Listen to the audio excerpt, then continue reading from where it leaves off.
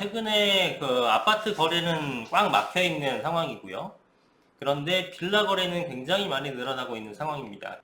빌라 거래 중에서도 개발이 예정된 곳들 위주로 여러분들 많이 투자를 하고 계시잖아요. 그 개발 방식도 굉장히 많습니다. 역세권 시프트 사업도 있고, 모아주택 방식도 있고, 가로주택 정비 사업도 있고, 신속종합기획도 있고, 일반 민간 재개발도 있고, 공공재개발도 뭐 공공주도형 복합 사업도 있고, 뭐 정말 셀 수 없을 만큼 여러 가지 많죠. 그 밖에도 일반 건축법상, 지주택 뭐 등등등 해갖고 저도 헷갈릴 만큼 여러 가지 사업 방식이 있습니다. 자, 그 중에서 오늘은 역세권 장기전세주택 건립운영 기준이라는 게 지난 6월 30일 날쯤 발표를 했는데, 이게 결국은 여러분들이 쉽게 생각하는 역세권 시프트 사업입니다. 자, 당연히 서울에서는 역세권 위주의 더 많은 사람들이 선호를 하죠. 왜냐하면 지하철을 타고 출퇴근하는 분들이 워낙 많기 때문에. 그래서 거기에 고밀도 개발을 하겠다라는 생각을 하는 겁니다. 서울시 입장에선. 그래서 역세권 부근에서는 더 많은 혜택을 부여하고 인센티브를 줘서 공급을 늘리려고 하는 목적을 갖고 있습니다. 그런 거에 대한 운영 기준이 나왔습니다. 그거를 잠깐 간략하게 개념만 살펴보고 가는 시간을 갖도록 하겠습니다.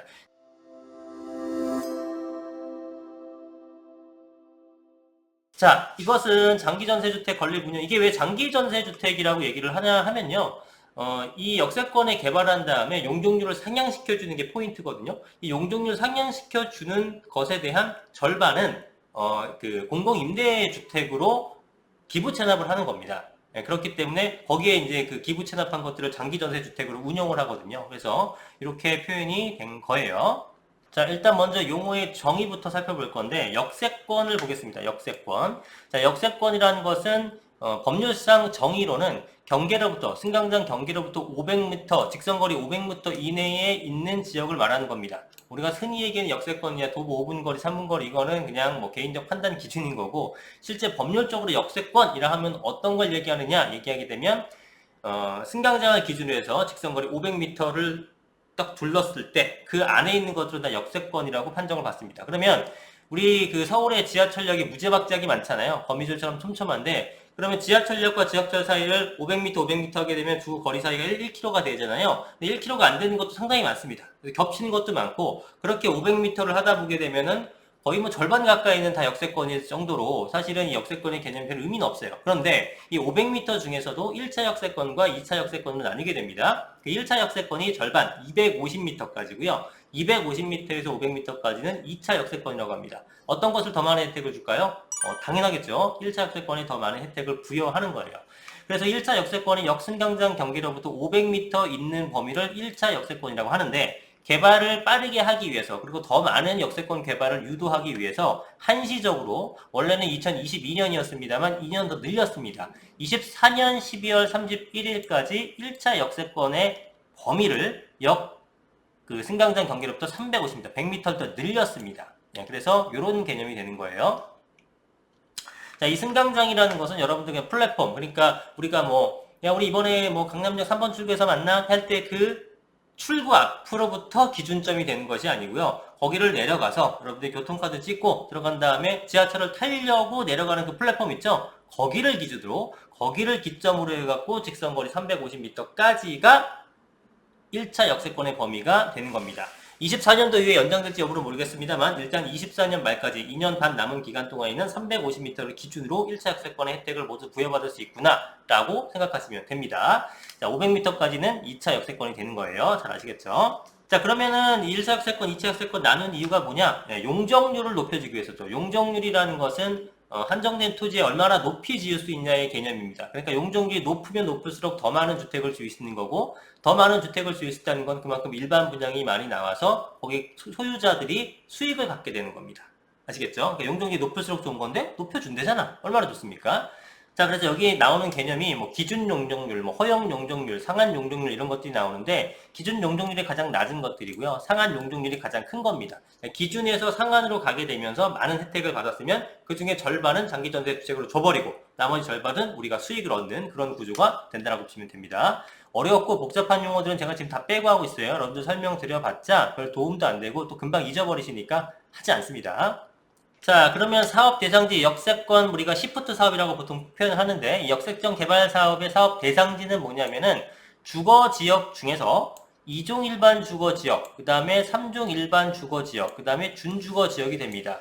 이종 일반 주거지역 토지 이용 계획 같은 거 띄워보시면 뭐 7층 이하다 뭐 이런 것들이 표시된 게 있고 표시가 안 된 것도 있고 그래요. 그런 거 상관없이 일단 2종이든 3종이든 준주거든 이런 것들은 전부 다 역세권 시프트 개발 사업의 대상지가 된다. 그러면 안 되는 게 뭐냐? 1종 전용 주거지역이나 1종 일반 주거지역 이런 것들은 아예 개발 여지가 없다라는 겁니다. 역세권 시프트 사업으로는 무슨 얘기인지 아시겠죠? 그 다음에 예전에 없었지만 새로 생긴 거 공업지역 중 준공업지역도 드디어 역세권 시프트 사업에 이제 개발 역세권 시프트 사업에 적용 대상이 됩니다. 대신 공장 비율이 10% 미만인 주거기능 밀집 지역에서만 되는 거예요. 자, 준공업지역이라고 다 되는 게 아니라 조건이 있습니다. 준공업지역이 있는데 우리도 역세권 시프트를 개발하고 싶어. 근데 주변에 공장지대가 많아. 공장지대가 한 3분의 1 정도 돼. 내지는 뭐 5분의 1 정도 돼. 이런 것들은 공장 비율이 10%를 초과하는 거죠. 이거는 공장의 기능을 더 강화시켜야 되는 그런 공장지대의 역할이 크기 때문에 주거지로서 개발을 못한다라고 얘기하는 거예요. 근데 공장 비율이 10% 미만인 것들이면 거의 90%가 넘게 지금 주거지라는 얘기잖아요. 그러면 이름만 준공업지지 사실상 주거지 역할을 하고 있었기 때문에 주거지 개발인 역세권 시프트 사업을 할 수 있다라는 겁니다. 아시겠죠? 자, 그 다음에 예전에 안 됐는데 되는 것 중에 또 하나가 뭐냐면 도척법상 존치관리구역이라고 있었습니다. 이런 것도 사실은 역세권 시프트 사업의 대상이 안 됐는데 이번에 다 포함됐어요. 그만큼 혜택지를 넓힌 거죠. 존치 정비가 있고 존치 관리가 있는데 그 중에서 존치 관리구역은 대상이 된다라는 겁니다. 자, 그래서 이게 1차 역세권에 들어가냐 2차 역세권에 들어가느냐 영종률 차이와 그 종상향의 차이가 있고 그 다음에 그 1차 역세권에 전부 다 차지하는지 아니면 1차, 2차에 걸쳐 있는지에 따라서도 차이가 납니다. 지금 중심지에 있는 지역이면서 1차 역세권에 포함된 경우 용적률을 700%까지 해줄 수 있습니다. 어마무시한 수치를 나타내고 있죠. 저 정도라 그러면은 기존에 300%였다가 700%면은 와, 1000세대 지을 수 있는 게 2000세대 넘게 지을 수 있다는 의미니까 엄청난 겁니다. 혜택이 어마어마하죠. 결혼 지역들 빨리 찾아서 들어가 놓으시면 됩니다. 아무거나 사 놓으세요. 예, 결국은 됩니다. 역세권은 무조건 개발에 지금 시급한 상황인데 물론 바로 되지는 않아요. 뭐 모든 역세권을 개발할 수 없으니까. 하지만 언젠간 반드시 개발되지 않겠습니까? 역 위주로 사람들이 선호를 하게 되는데 그러면 지금 이게 구축이든 신축이건 뭐건 간에 거기 있는 것들 소유권만 하나 갖고 계시게 되면 와 500%, 600%, 700% 용적률을 받는데 무조건 사업성이 나오죠. 예, 그러면은 수익은 다 여러분들의 몫이니까 예, 지금이라도 빨리 역세권 사업 쪽으로 들어가서 투자를 해놓는 게 좋다라는 겁니다.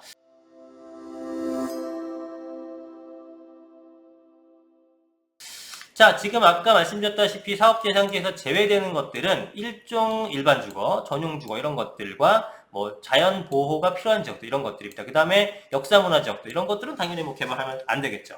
그 다음 사업대상지 요건 충족인데 요건 충족 간단합니다. 대상지 면적이 3000제곱미터, 3000제곱미터면은 평으로 한 사람은 900평이거든요. 900평이면 일반적인 그 단독주택이나 빌라 같은 거 한 필지가 한 70평 내외 되니까 그런 집들이 한 13, 4집 정도만 있으면 900평이에요. 그러니까 이거는 무조건 충족을 시킵니다. 3000제곱미터는. 그 다음 100세대 이상 이거는 되는 거고 노후도도 사실은 여러분들이 걱정 많이 하는데 어지간하면은 법정 노후도는 다 충족합니다. 진짜 신축이 너무 많아요. 이런 거 아니고서는 요즘은 부동산 플래닛이라는 사이트 아시죠? 부동산 플래닛 사이트 가게 되면 노후도 측정을 다 할 수가 있거든요. 거기 해서 한번 랜덤에서 해보든지 내가 아는 동네 해보든지 해보세요.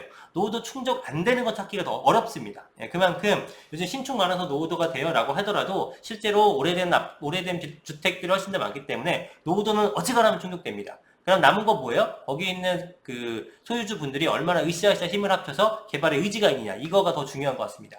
자, 그래서 지금 역세권 시프트는 이게 신통기획, 뭐 가로주택, 그 다음에 모아타운 이게 다 노후도 요건이나 동의를 다 틀립니다. 다 틀린데 지금 우리는 역세권 시프트 사업을 말씀드리고 있는 거고 이것에 대한 요건은 뭐냐면 노후도 요건은 뭐냐면 사용검 그러니까 준공후 20년 이상 경과한 건축물이 사업 대상지 내 전체 건축물 수의 2분의 1 이상이기만 하면 됩니다. 어디서? 지구단위 계획 구역 내에서는.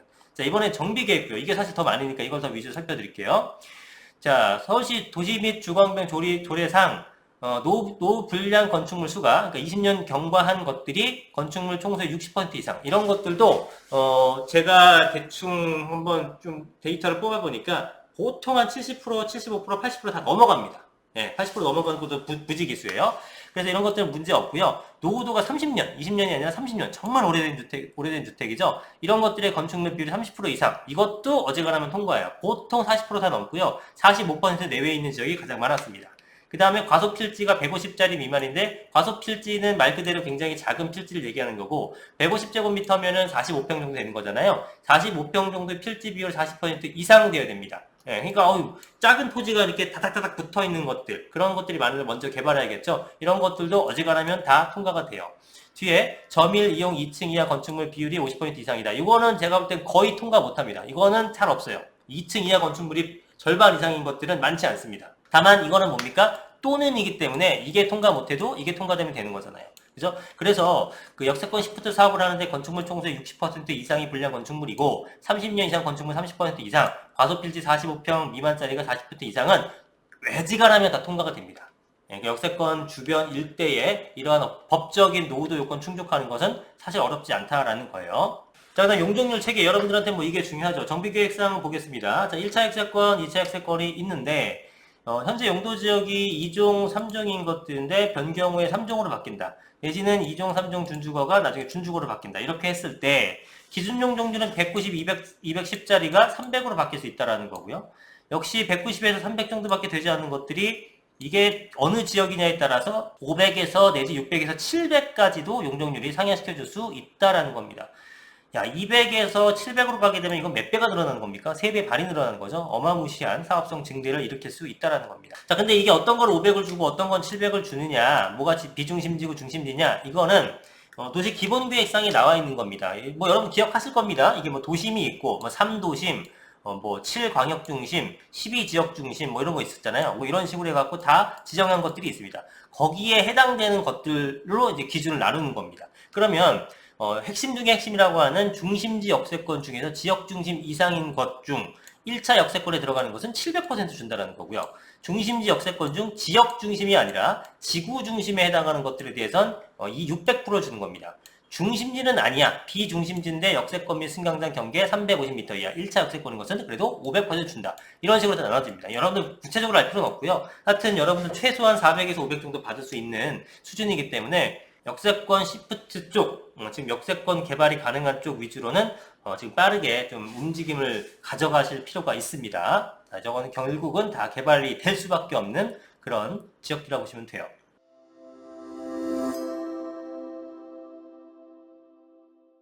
아까 말씀드렸다시피 용도지역 변경들어 완화된 용적률, 늘어난 용적률의 2분의 1에 해당하는 것은 이제 공공 기여를 하는 겁니다. 기부 체납해주는 거죠. 하면 되죠. 나머지 반만 얻어도 굉장히 좋은 거니까요.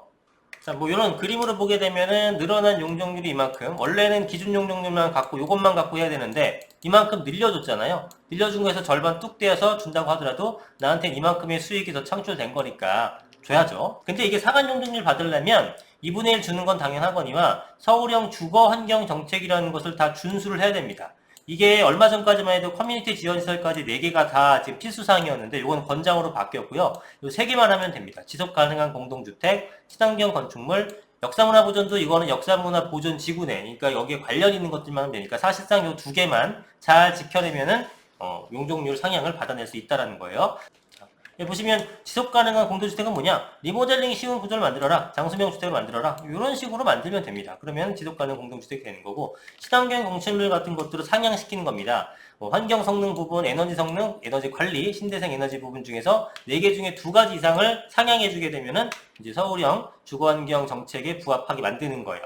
예를 들면 나는 500세대짜리예요. 근데 1000세대 이상에 적용되는 가를 했습니다. 나 500세대짜리니까 요것만 하면 되는데 당연히 세대수가 많을수록 더 강화된 규제를 할 것이고 낮을수록 좀 완화된 주택을 할 건데 더 강화된 것들로 내가 스스로 알아서 했다. 얼마나 이뻐. 그렇게 상향시켜주는 게 2개 이상 되게 되면은 용적률 줄 수 있다는 겁니다. 하면 되죠. 이런 식으로 하면 된다는 겁니다.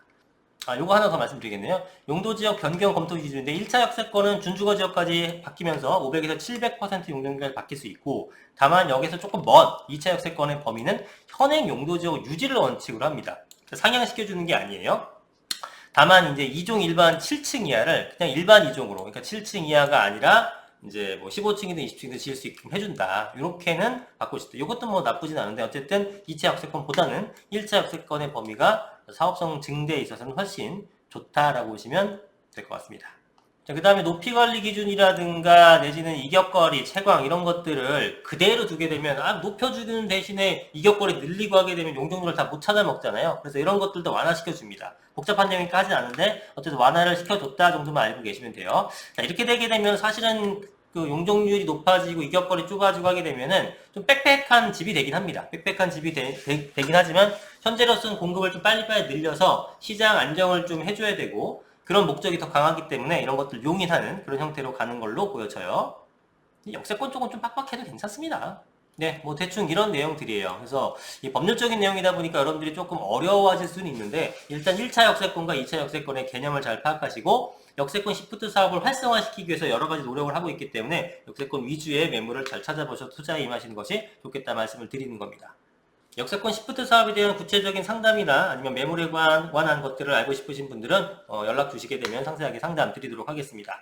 자, 다음번에는 모아주택이라든가 가로주택 정비사업 또 신속통합 등등 이런 것들에 대해서 여러분들 많이들 헷갈려 하시고 질문 많이 주시는데요. 그런 것들의 영상 좀 더 찍어서 알려드리도록 하겠습니다. 오늘 영상은 여기까지 하겠습니다. 감사합니다. 이성준이었습니다. 구독과 좋아요 많이 눌러주세요.